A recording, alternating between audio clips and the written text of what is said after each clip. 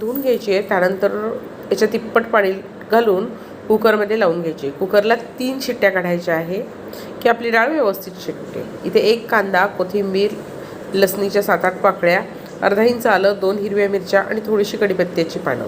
त्यातील लसूण, हिरवी मिरची, कढीपत्ता आणि जिरं घालून बारीक करून घ्यायचे आहे. बघा वरण छान शिजलं आहे, परंतु याला घोटायचं नाही आहे, असंच ठेवायचं याला. कढईमध्ये तेल घेतलं आहे. तेल गरम झालं की मोहरी घालायची. मोहरी तडतडली की त्यामध्ये आपल्याला हिंग घालायचा आहे. त्याचबरोबर आपल्याला कांदा घालायचा आहे आणि 2 ते 3 कढीपत्त्याची पानं घालायची आहे. 2-3 कढीपत्त्याची पानं मी हिरवी मिरची, लसूण याबरोबर वाटून घेतली आहे.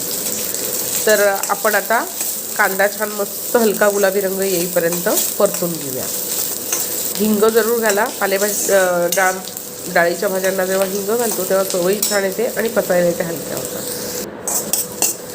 तर आपली छान परतून झाला आहे कांदा. आता हिरवं वाटण